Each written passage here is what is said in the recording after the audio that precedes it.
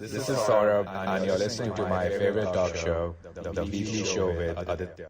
This is episode 206 on the 11th of May 2020. This is Saurabh, and you're listening to my favorite talk show, The Weekly Show with Aditya. I've been hearing about this term. There is going to be a new normal. Things aren't going to be as they were once upon a time. That is just over 90 days ago. What I haven't understood is what is the definition of new normal? Is it about going back to the Stone Age? By the likes of it and the discussions around this, because of this C virus, things look as if they're going back to the 50s, 60s, 40s, even the 18th century or even eras before that. The way individuals are re-evaluating their needs, the definition of luxury in the current times. But the most important changes, the new normal that is going to break is in the sporting arena. If sports authorities, that is the executives, the white collar individuals, that is the white collar executives, stakeholders, authorities have their way in enforcing wooden headed norms as far as resumption of sports is concerned in the light of this virus, it will be the end game as far as students and individuals as a whole taking up sports as a profession for livelihood is concerned. Let's take a look at some of the rules being enforced by the different authorities, that is, the individuals sitting in boardrooms who may or may never have played the sport. So, for them, the rule is to save themselves from the expenditure which will come if any sports person is found ill. If this does happen, the new SOPs say that the entire team will be quarantined. But who will bear the expenditure of the quarantine time and the sport being held up once again? All know the various international and domestic competitions are on hold, and for now the football seasons of various countries, they are looking for, as the term is, a restart. Means what happened before, the rules that were existent before this period of February to May will no longer be applicable. It's as if January 2020 does not exist for sports persons. Being cooped up in their homes and looking for ways to start training at first, let's look at some of the rules that have come up. While some of the rules do make sense, for example, coaches will wear masks, there will be no handshakes. This is understandable. Coaches wearing masks, no handshakes between players of the same team and players of the opposition team. But then comes the question, what happens to the dugouts? Dugouts, as you know, is the area where the substitutes, the coaching and the supporting staff sit. Will the idea of dugout be removed? Will the players be sitting in the locker rooms and in the dressing rooms far away? And if a substitution is needed, there will be a break in the game till the time the new substitute player comes down and replaces the player as per as the plan of the coach or the manager. Players will be allowed to drink only from bottles with their names on them. Well, doesn't this remind you of school-like situation where no sharing? Your name on the bottle, just pick up that. Then who provides them the water bottles? Do you trust the substitutes or the support staff to come in the field during the break and give them the water bottle, or do you expect that once there is a break, that is, once, especially in football, let's say the first half gets over, will we have an elongated break when the players trudge up to the dressing room or the locker room, go to the respective lockers, take out the bottle, take a sip, put the bottle back, close the locker, then come down? Will this not take a lot of time? Will this particular rule not be expensive? But sometimes we have to do things for the greater good, as most of these executives are found saying. Those who watch a football match intently know that when a player commits a foul, the referee gives them the yellow card or the red card as per the nature of the foul, and they usually get close to the referee to argue. Will this also end? Well, that will be something very interesting. Will they stand like zombies, not argue and agree with the referee's foul, that yes, they committed an error and the foul is given, whether it's a free hit or a penalty or tackling a player? Yes, the question comes, no more tackling players? Then what is the nature of football in these new, bizarre, normal times? It's weird. I don't get it. Let's look at an alternate situation.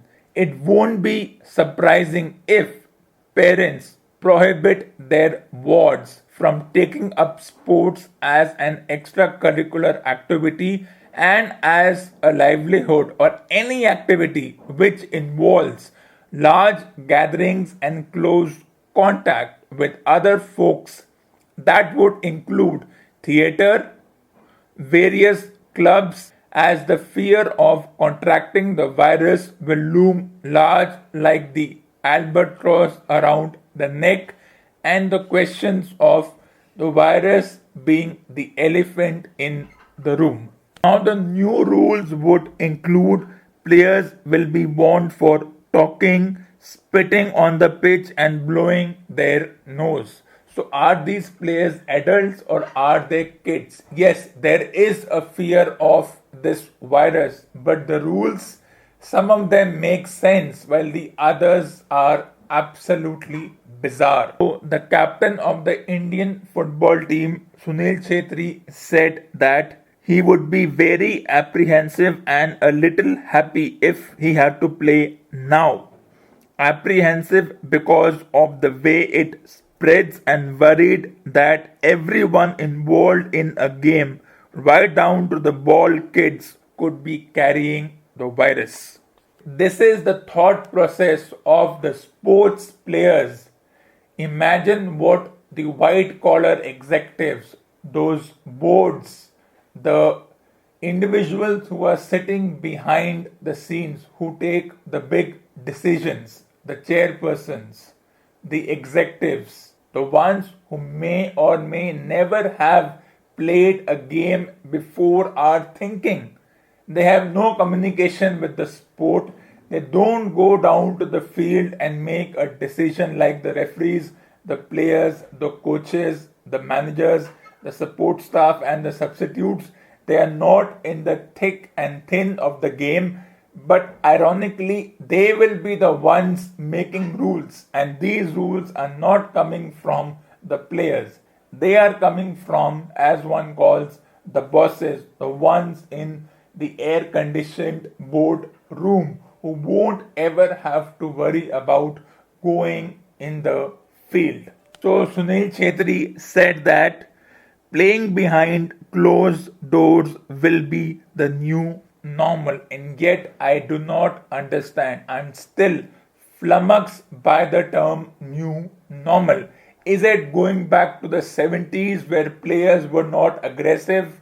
There were no high fives, no handshakes, no hugs, where they would score a goal and walk back mechanically back to their spot or back to the middle of the pitch or the ground, where it would be like a black and white era.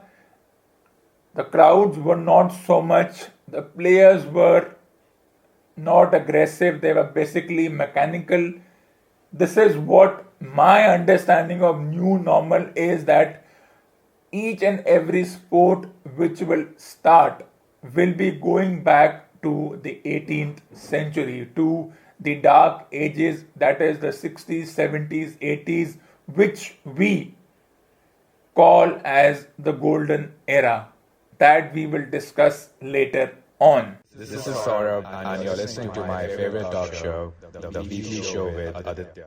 It's time for a short break. This is Saurabh, and you're listening to my favorite talk show, The Weekly Show with Aditya. Welcome back after the break.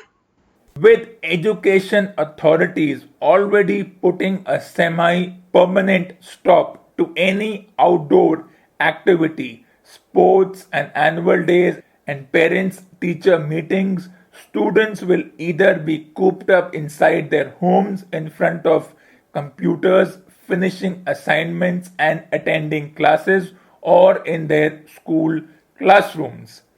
It will make students not only socially awkward but also brittle.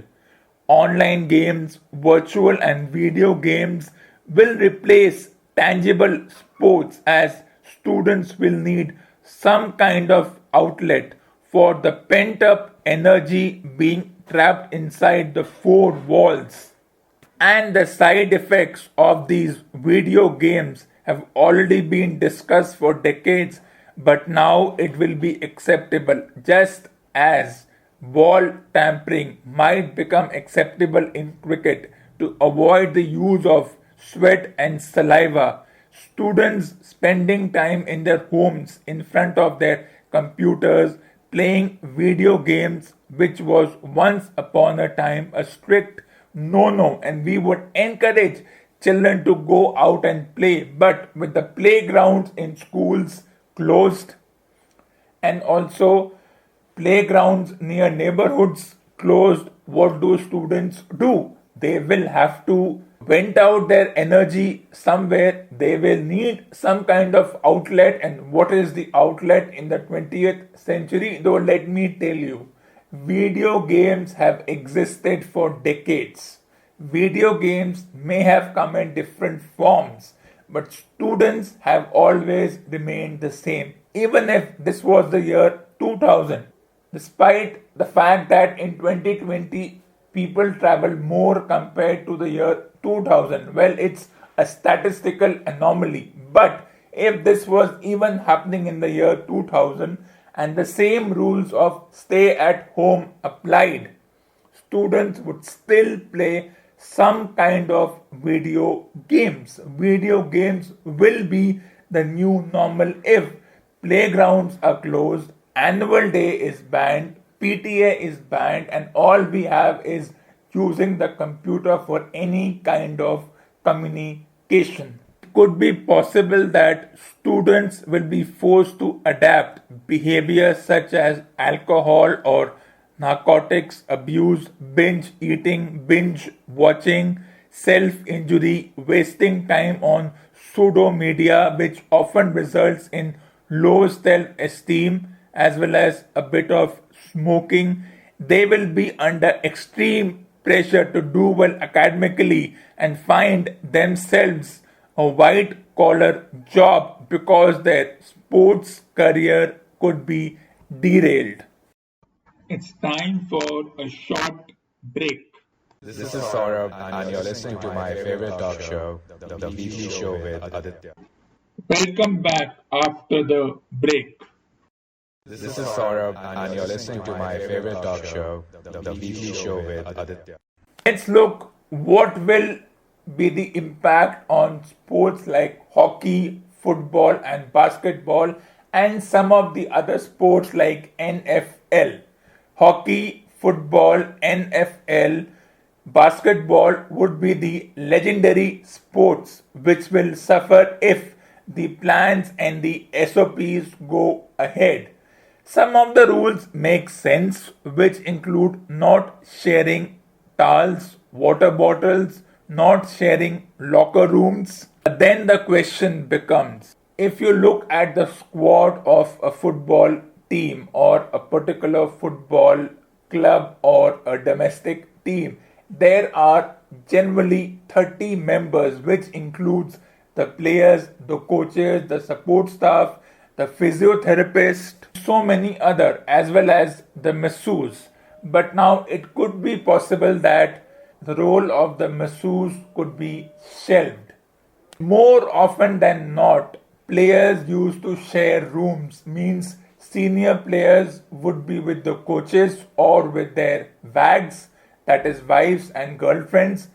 Wags for me is now gone. The rule will be no wags allowed, irrespective of whoever the player is, whatever his position is in the country or as a sports player. The white collar executives, the behind the board individuals will clamp down on the rule that wags are done, irrespective of the sport, irrespective of the status of the player. The question becomes, if there are 30 members in a squad, will the sports associations book 30 rooms in a hotel, because that will likely empty the treasury of the said organization. For example, if Liverpool has 30 members in its team, which includes the players and the support staff, the coaches, the managers, the analytical guys, will they prune the team? Will they reduce the number of members in a team? That will be something which will be an interesting thing to watch. How many members of a sports team will go? Will they go separately in separate buses, or will there be 6 or 7 buses per team if there are 30 members with 6 players in each bus? In this whole charade of social distancing and all the other strict rules which will take over sports, the expense will become so much that in a couple of months, these very sports bodies, despite them being rich and earning through global television and digital rights, through advertising rights, through ticketing rights, through sponsorship rights, they will have to rethink this strategy of having 6 or 7 members of a team in a bus and booking more than the required number of rooms to prevent any unnecessary contact between the players. More than required number of buses, because this is what I am looking forward to. For example, in a cricket match, players usually travel in a single bus, but the fear of this situation means that if there are 15 members, there could be 5 members per bus, 3 buses. That could be a possibility. That means 6 buses if there are 2 teams. If there are 20 teams, you can do the math. Who will foot the bill? Will the sponsors be ready to foot the bill? Will they increase the ticketing costs once they allow spectators to come in with whatever bizarre rules as well? Will the television rights increase? Will the broadcasters pay more because they know that the expenditures have increased, even though these expenditures do not feel like something that can be a very big expenditure yet? 5 members per bus, 15 members in the team, that is only the players, especially in a cricket team. 15 members are only the players. Then you have the support staff, the coaches, and the other technical individuals. Maybe a separate bus for them. This is going to be very interesting. Who will foot the bill? Will the host country foot the bill? Will the countries who are participating in a tournament foot the bill? Will they all pull in together? Will they reduce the number of members in a team because of the increasing costs of logistics, transportation, and lodging? It's time for a short break. This is Saurabh, and you're listening to my favorite talk show, The Weekly Show with Aditya. Welcome back after the break. This is Saurabh, and you're listening to my favorite talk show, The Weekly Show with Aditya. What roles will physiotherapists play if touching is not allowed? Then players will have to be very careful to not get injured. Will it be the end of the dugout area where coaches and support staff sit and jump, enjoy, and hug each other when the match is in their favor? Who will keep an eye on that? It would be akin to dictatorship if so many rules are enforced upon athletes that a simple game can't be played and enjoyed. This is very interesting, and listen to this very carefully. Hockey and football are not contact sports in the traditional way like kabaddi and wrestling or boxing, but there are instances in the game where the athletes need to be in close quarters, such as during the process of penalty and penalty corners, where the team defending the goal forms a wall and are often unintentionally touching each other. The novelty and the drama of the sport will be killed if world bodies come up with rules that will disallow penalties as a way to score goals. And there is also the factor of pre and post match handshaking, which till 4 months ago was said to be a sign of respect, is now a misconduct as it flaunts social distancing norms. Let's take an example as far as the handshaking is concerned. During a practice session, a Hertha Berlin player, Salomon Kalou, filmed himself shaking hands with teammates this week, flaunting the distancing rules that clubs have put in place. And let's look at what an executive had to say. The video has done the German league and professional football a disservice. Anja Statman, who chairs Germany's regional sports ministers, told RBB Radio. Here you go.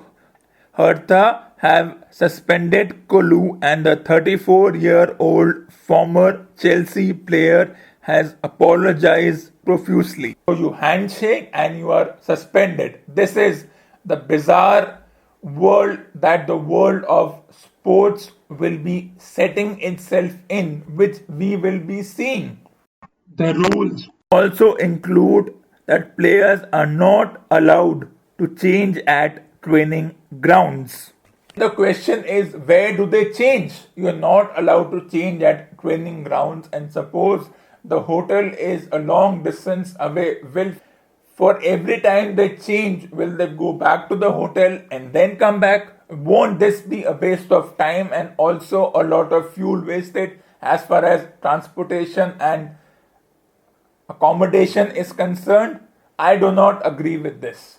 We all understand when players train, they wear a different jersey. The training jersey is different from the actual match jersey.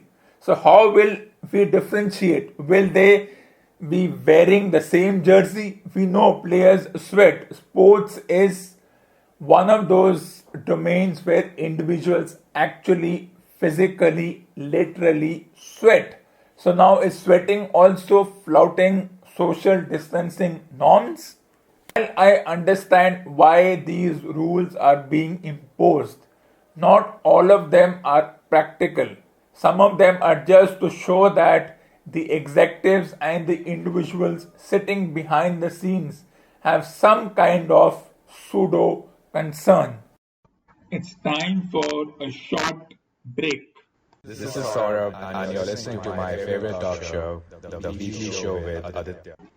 Welcome back after the break. This is Saurabh, and you're listening to my favorite talk show, The Weekly Show with Aditya. One can harp about the new normal, but that is pure hogwash. There is no new normal. If there is the fear of contact in sports and world bodies or future despots come up with tedious rules, prohibiting no contact between athletes, then that cannot be called sport. And the fear of a virus can't be an excuse to start caring about mundane things like hygiene. Whole idea of social distancing, players not congratulating each other when they score a goal or take a wicket, do high fives, show their aggressive nature has been taken to another level in cricket as far as the rules are concerned. So now individuals are giving examples of games played in the 50s. For example, in the legendary match between Australia and England in Manchester in 1956, where Jim Laker picked up 19 wickets, the celebrations were restricted to players standing in position and clapping politely. So a few retired players had this to say on the change of nature as far as celebrations are concerned, or going back to the stone age of celebrations. This is what a former player had to say. In the 70s, I don't think we were a lot different in our celebrations to previous Australian sides. This player goes on to say that I have seen footage of Bob Massey taking 16 wickets at Lord's, and our celebrations are pretty muted. First of all, I don't believe it's fair to call cricket a gentleman's game. There is nothing gentle about the sport. We need some aggression, we need some verbal confrontation between players. I'm all for it. But if you go back to the time of the 70s and the 80s where players stand like zombies and clap, then the nature of this sport will be finished. It will be pulling the plug, the self-destruct button. I understand why this is being done, but it will be detrimental. This player goes on to say that it was the same way we carried on most of the time. We got excited by the odd dismissal. In fact, an Indian player goes on to say that as bizarrely as now celebrating a wicket will be just like doing a namaste. Just stay at your place like old times. Don't need to run in from the boundary. You can do namaste. We have to go for such archaic celebrations. Then why don't we just stop playing sports as a whole? Why resume sports in the name of financial constraints? It's time for a short break. This is Saurabh, and you're listening to my favorite talk show, The Weekly Show with Aditya. Welcome back after the break. This is Saurabh, and you're listening to my favorite talk show, The Weekly Show with Aditya. Social distancing is improbable in sports, and coming up with rules which clamp down on this will force athletes to look for alternative white-collar clerical corporate style jobs where they are boxed in a cubicle with no contact with the outside world. Rules like athletes can't eat together or shower in the stadium's locker room makes no sense. It shows that the world and local sports bodies have zero trust in players and that they need to be treated like children because they are not mature enough to practice all these adolescent norms. And if you violate these rules, you are suspended.